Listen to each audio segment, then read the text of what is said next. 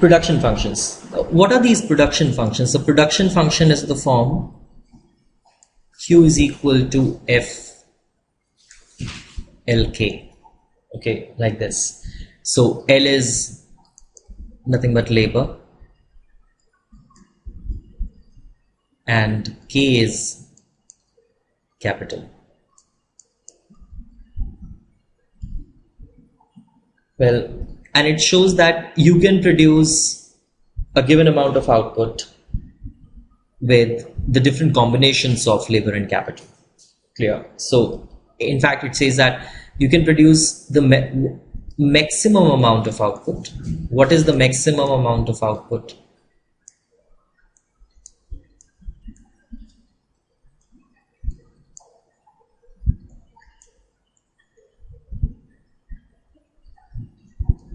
That can be produced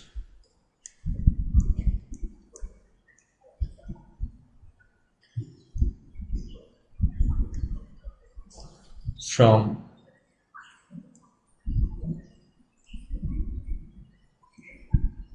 alternative combinations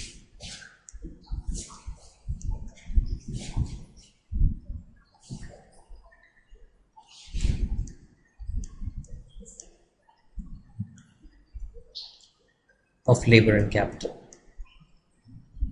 right? So this is the maximum amount of output that can be produced from the alternative combinations of labor and capital. Well, this is the maximum amount. What is the maximum amount? So for example, from 2 units of labor and 2 units of capital, say for example, you can produce 100 units of output. Okay.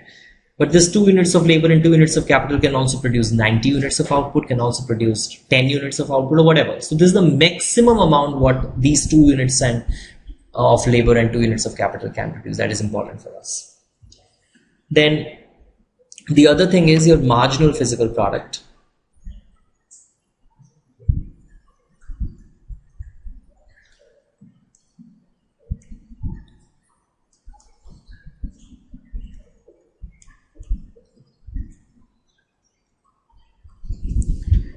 So marginal physical product is nothing but, I mean, you just have to find out how the output is going to increase in case if there is a 1 unit increase in capital.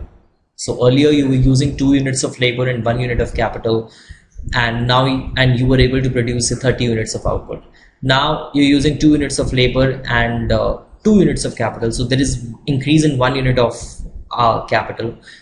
With that, how much you're able to produce more. So that is what your marginal physical product. And marginal physical product would mean this, that is your MPK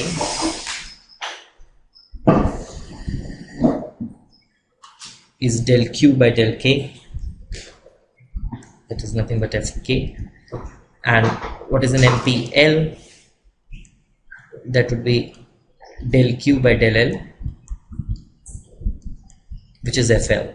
That means that how much you're able to produce, how much more output you can produce with 1 more unit of labor. That's what your marginal physical product of labor would mean. And as you go on increasing more and more capital, and as you go on increasing more and more labor, these marginal products will go on falling.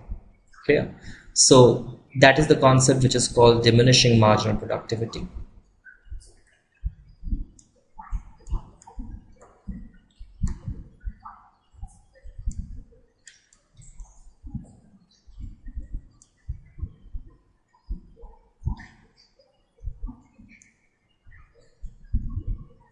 That would mean that as you go on increasing the capital, so the increase which was coming due to an increase in capital will go on falling as you go on increasing capital. So that would mean that the second derivative of MPK with respect to K will be falling. The second derivative of MPL with respect to L will be falling. That means